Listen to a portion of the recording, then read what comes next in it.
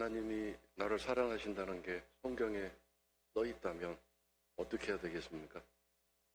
성경을 날마다 읽고 묵상해서 하나님이 나를 사랑하신다는 그 말씀을 듣고 마음속에 또 담아야 되지 않겠습니까?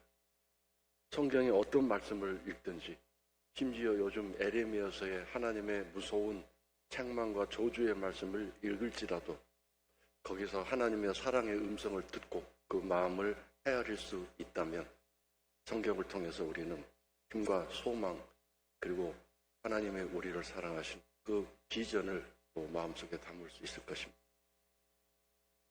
그러므로 성경을 읽지 않는 사람은 하나님의 사랑과 멀어지게 되겠죠. 성경을 열심히 읽고 묵상하시기를 주의 이름으로 축원합니다. 부흥교회는 내일부터 공사가 들어가서 10월 말에 공사 마쳐질 계획을 가지고 있습니다. 기도 많이 해주시고 시간 나는 대로 공사가 어떻게 되는지 불러보시기도 하고 격려해 주시기 바랍니다. 그리고 거기 파견된 집사님들 잘하고 있느냐고 물어보니까 잘하고 있다고 답을 들었습니다. 특별히 2주 전부터 박도진 집사님이 거기 남자분이 없다는 얘기를 듣고 차량 운전도 하고 교회 청소도 하겠다고 올해 말까지 또 뒤늦게 거기 가담하셔서 거기 파송이 되셔서 열심히 일하고 계십니다. 제가 이성호 목사님에게 거기 이제 부임하게 되면 교회 돈이 없으면 여기 퇴직금 받은 거 있으니까 또 성별 예배를 드릴 때 성도들이 준 돈이 얼마냐 모르니까 얼마 됩니다. 많이 되더라고요. 금액수는 밝히지 않겠습니다. 그 돈으로 떡을 해서 모든 동네 집집마다 다니면서 돌리라고 그랬어요. 그랬더니 정말 그렇게 해서 동네 분들이 새로 오신 목사님 너무 훌륭하다고 아주 기대가 아주 가득 차 있고 동네 분들이 아주 좋아합니다. 그래서 이제 동네 회관 빌려서 이제 임시 초소로 예배를 드리는데 무상으로 예배를 드리라고 그렇게 했다고 합니다. 아주 출발이 좋습니다. 내년에 제가 또 여름에 삼계탕 봉사를 해라. 삼계탕 열심히 끓이는데 부족하면 우리 여주교회에 신청해라 그렇게 얘기했습니다. 그래서 인력도 지원해 주시고 또 그릇도 지원해 주십시오. 제가 없더라도 잘 지원해 주시기를 바랍니다. 그래서 이 부흥교회가 그 마을에 유일하게 딱 하나 있는 교회 아닙니까? 그래서 그 마을에 정말 구심점이 되고 제가 틈이 있는 대로 계속 공연도 많이 해서 동네 분들 교회 오게 하고 아이들 놀이터나 공부방으로 제공할 수 있도록 하라고 계속 조언을 하고 코치를 했습니다. 여러분이 이 부흥교회가 지원하는 일이 우리 교회 역사상 억대로 지원하는 교회는 처음입니다. 그만큼 우리 교회가 지경이 넓어졌고 그릇이 커지지 않았습니까? 그 일이 단순한 무슨 가난한 교회 돕는 일이 아니라 하나님의 이름과 영광을 위해서 그 동네에 그 교회가 초라하게 낡아서 다 허물어져가는 그런 곳에서 어떻게 하나님 영광을 드러낼 수 있겠습니까? 깨끗하게 아름답게 우리를 사용해서 그렇게 하나님이 쓰신 것을 기뻐하시고 또 열심히 나중에 그 공사가 다 마쳐진 다음에 제가 필요 품목을 광고 낼 테니까 의자라든가 에어컨이라든가 앰프라든가 혹시 마음에 감동이 되시면 여럿이 힘을 합쳐서 하시든지 조금 하시든지 거기에 또 분담해 주시면 고맙겠습니다. 자, 오늘은 신명기 22장 앞부분과 신명기 23장 뒷부분을 함께 묵상하고 마치겠습니다. 먼저 신명기 22장 1절을 우리 다 같이 함께 읽겠습니다. 내 형제의 소나 양이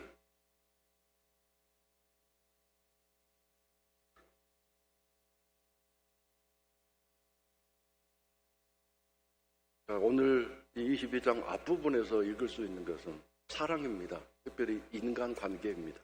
사람과의 관계에서 그것도 전 이스라엘 모든 민족을 대상으로 저 위쪽에 땅 끝에서 사는 사람이 저 남 끝쪽에 땅 끝에 사는 사람 모두가 이웃이고 형제입니다. 이스라엘 전역에 있는 모든 사람은 형제이고 이웃입니다. 그 하나님의 나라 사람들이 어떻게 살아야 하는가?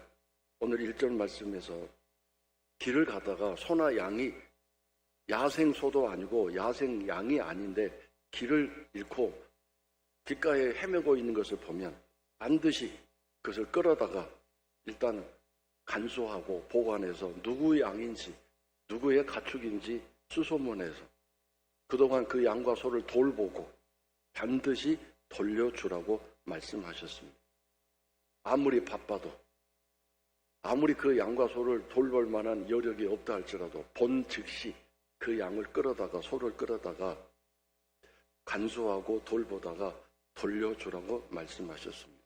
여기에 그 어떤 보상도 받으라는 얘기는 없습니다.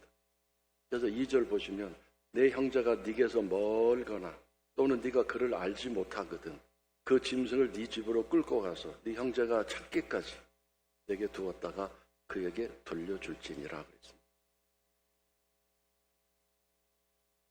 그리고 3절에 보면 나귀라도 그리하고 의복이라도 그리하고 형제가 잃어버린 그 어떤 것이든지 네가 얻게 되거든 다 그리하고 못 본 채 하지 말 것이며 4절 네 형제의 나귀나 소가 길에 넘어진 것을 보거든 못 본 채 하지 말고 너는 반드시 형제를 도와 그것들을 일으킬지니라 이렇게 말씀하셨습니다. 이것은 인간관계에서 기본적인 사랑을 실천하는 일이라는 것을 하나님이 말씀하고 계십니다. 물론 당시에 이 소나 양, 나귀는 굉장히 중요한 재산입니다. 고가의 재산이고 귀중한 재산이죠. 그것을 몰래 가져다가 자기 소유로 할 수도 있고 또 팔아 넘길 수도 있을 거죠. 그러나 그러한 것들을 절대로 자기 소유로 삼고 또는 못 본 채 하고 내 것이 아니니까라고 방치하는 것은 절대 안 된다고 말씀하셨어요. 그것을 찾아서 돌려주기까지 수고를 하고 그 잃어버린 사람이 반드시 그것을 받을 수 있도록 네가 수고하고 애를 써야 한다고 말씀하셨고 의복이라도 그렇게 하라고 말씀하셨습니다. 지금처럼 옷이 넘쳐나는 세상이 아니고 여러분 옷장에 가보면 안 입는 옷이 엄청나게 많습니다.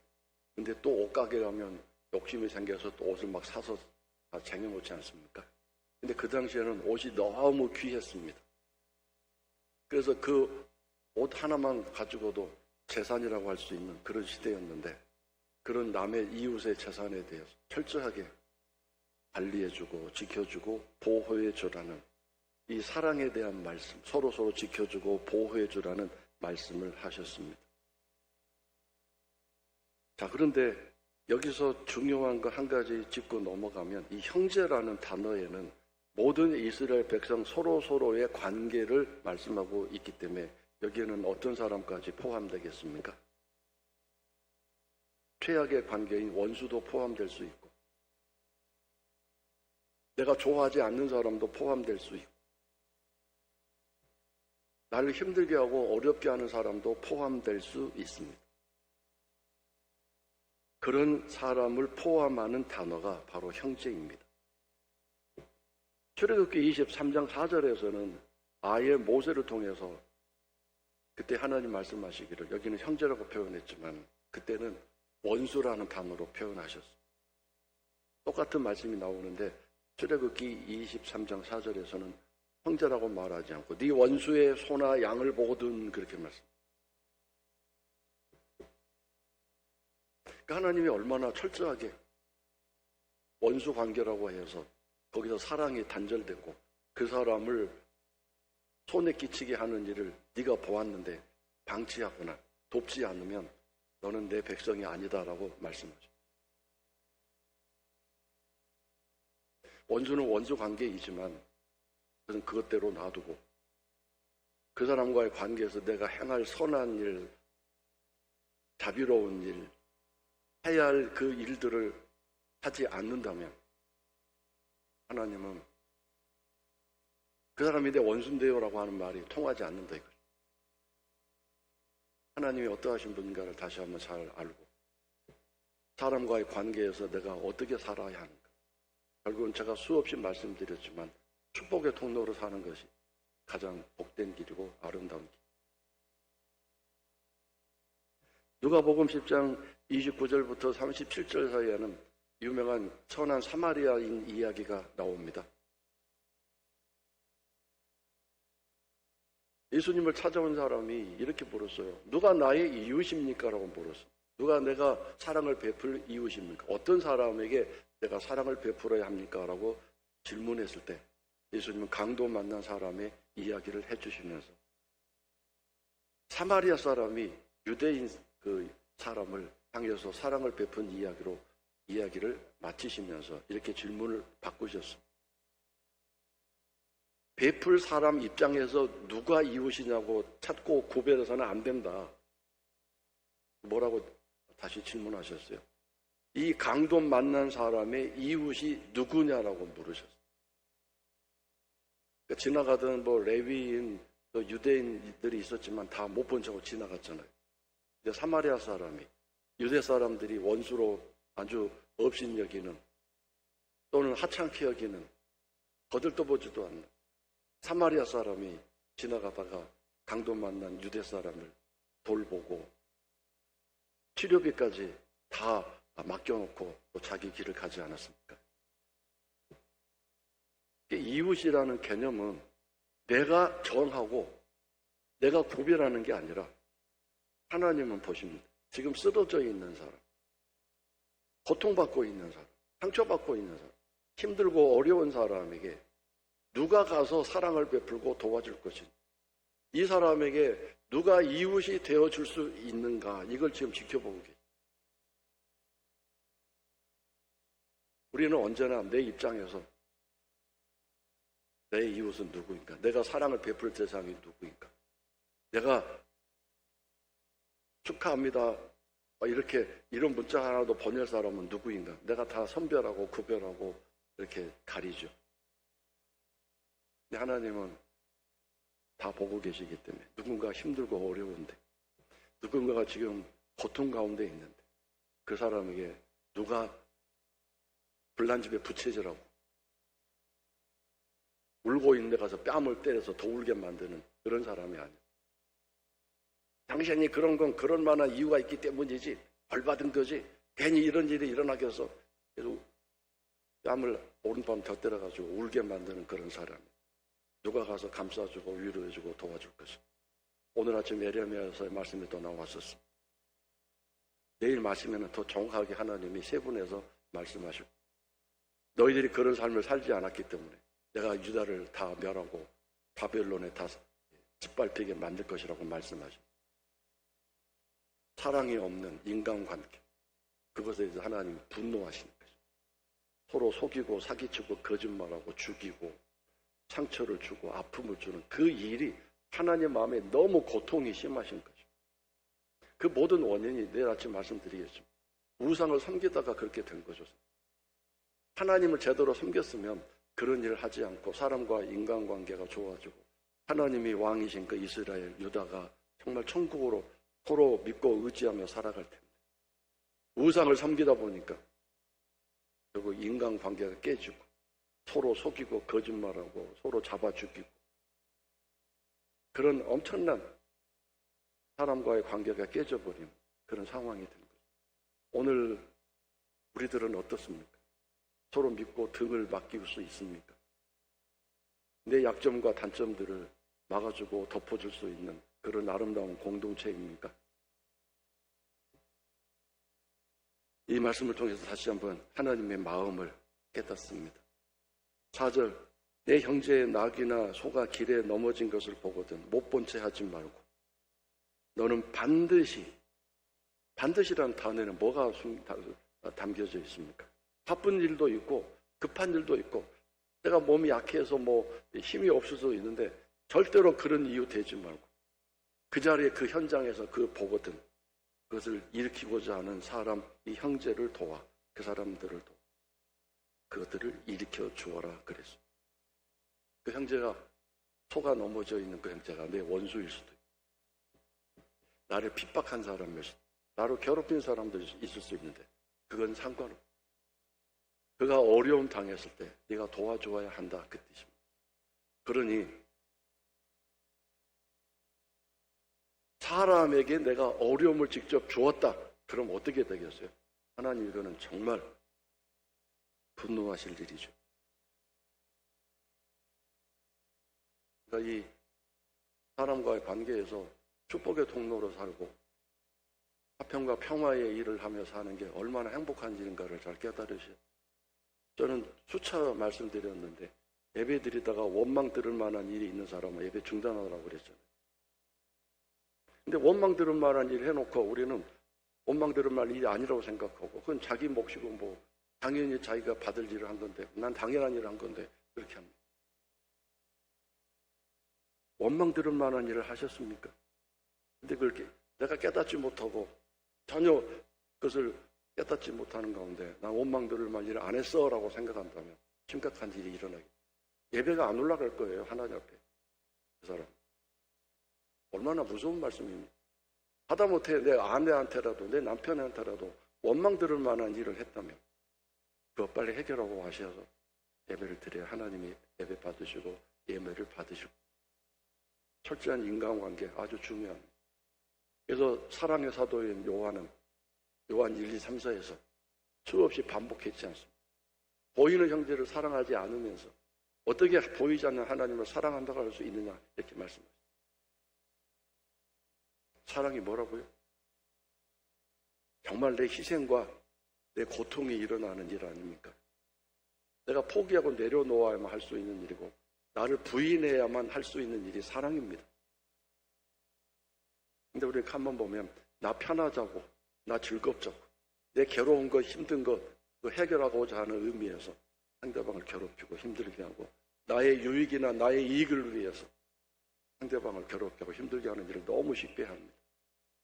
요즘 학교 폭력 사태로 일어나는 모든 뉴스를 보면 학부모들이 왜 그렇게 난리고 극성인지 저는 이해가 안 됩니다. 정말 모든 인간관계가 깨지는 것 같은 그런 선생님들이 함부로 하는 학부모들 중에 혹시 예수 그리스도를 믿는 기독교인은 없을까요? 거기 정말 교회에 나가면 거룩한 모습으로 주여 하는 그런 성도 기독교인 크리스찬은 한 명도 없는 걸까요? 전부 예수 안 믿는 사람들이 그렇게 학교에 전화해서 선생님들 괴롭히고 자기 아이만 돌보려고 하는 그런 이기주의적인 그런 부모라고 우리가 어떻게 장담할 수 있을까요? 5절은 위에 나오는 9절부터 11절까지 혼합주의에 대해서 강력하게 경고하고 계십니다. 혼합주의. 옷을 남녀 분명하게 입어라. 또는 8절에 포도원에 두 종자를 심지 말아라. 10절에 소와 나귀를 결이, 그러니까 한 멍에에 두 마리, 소는 소대로 양은 양법, 나귀는 나귀대로 하지, 소 한 마리, 나귀 한 마리. 그래서 이스라엘은 두 마리를 한 결의로 해서 두 마리가 이게 밭을 갈았어요.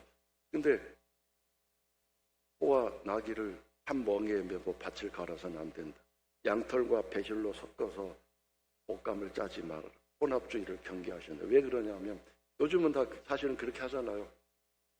혼방 천으로 된 옷을 많이 입지 않습니까? 순면 순 실크로 100% 실크로 된 옷도 있지만 섞어진 혼방 옷도 있는데 왜 이 당시엔 그랬냐면 이런 일들이 이방 민족들이 하는 일이었고 또 사실 이것도 혼방도 이렇게 기술이 발달하고 직조 기술이 좀 좋은 사람들이 만들었던 옷이에요. 그런 것들을 배우고 그런 것들을 수입하려고 하다 보면 이방 민족들과 친밀하게 되고 접촉하다가 그들의 문화에 빠져들게 되고 하나님을 섬기지 못하게 되는 그런 문화 속에 오염될까 봐서 하나님이 그렇게 하신 것이고 옷도 마찬가지입니다. 이방 민족들은 남녀 옷 구별 없이 막 입고 다니고 그런 상황 가운데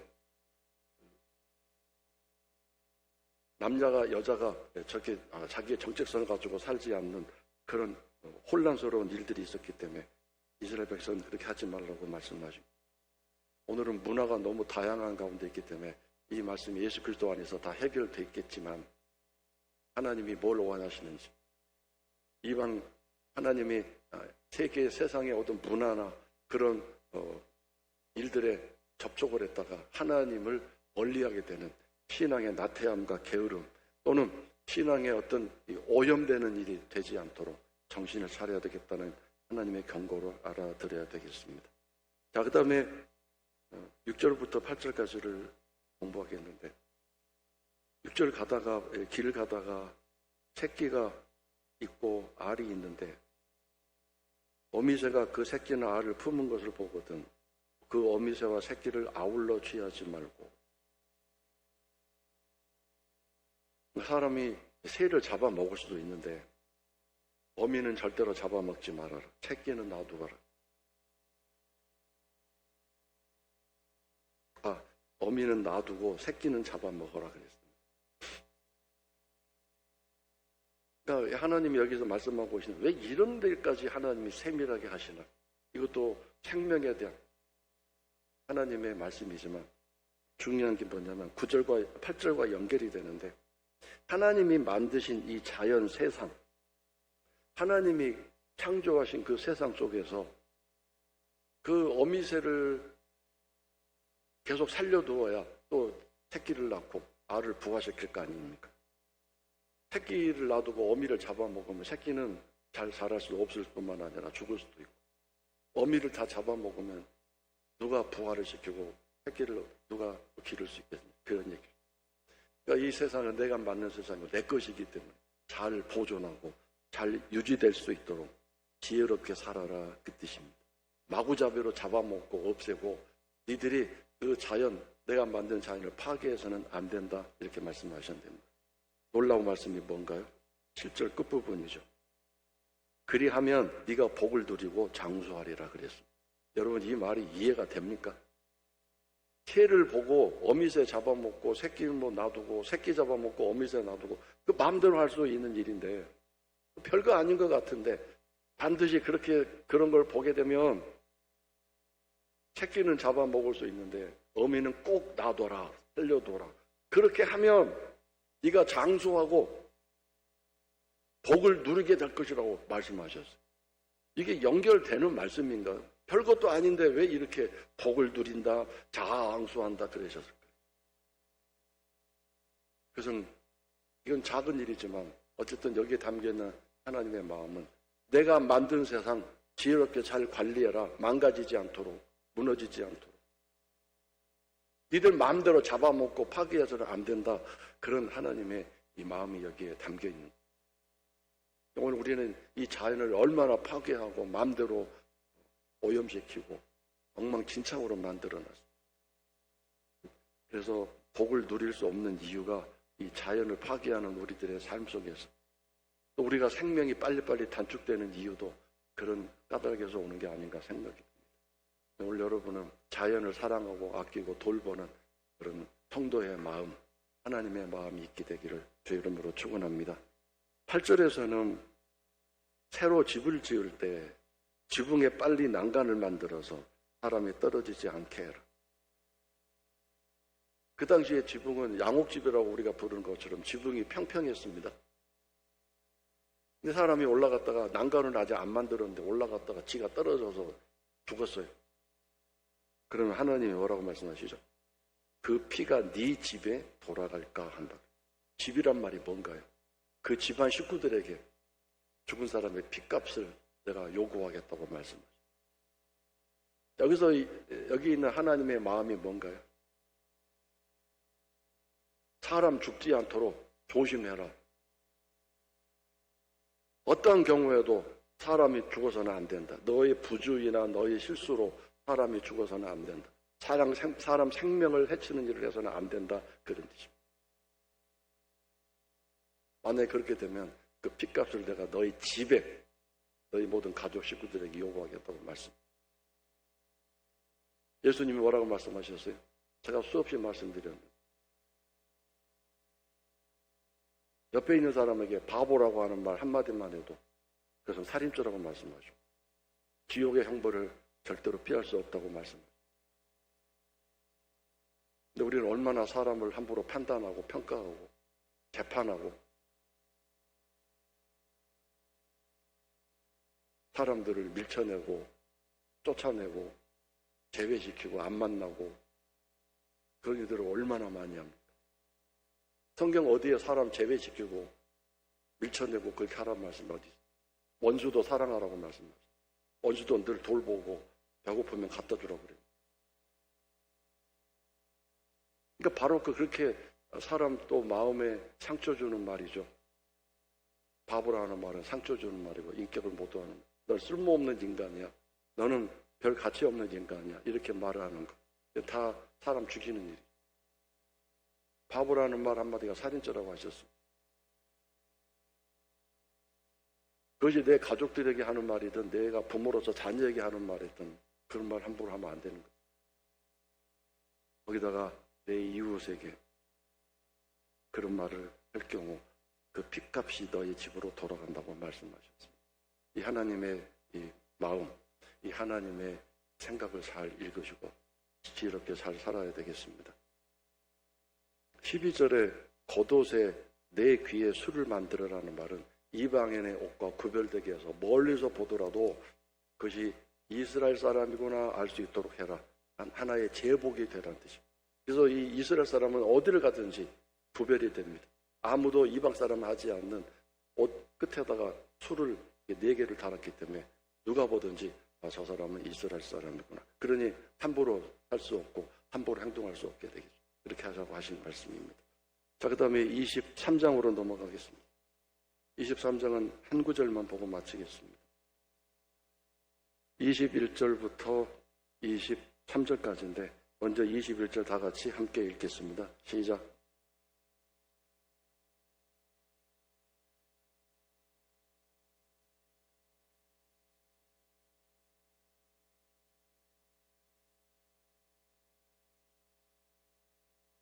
소원을 갚으라고 하셨는데 여기서 말씀하신 것은 소원을 이행하라가 아니라 뭐라고 그랬죠?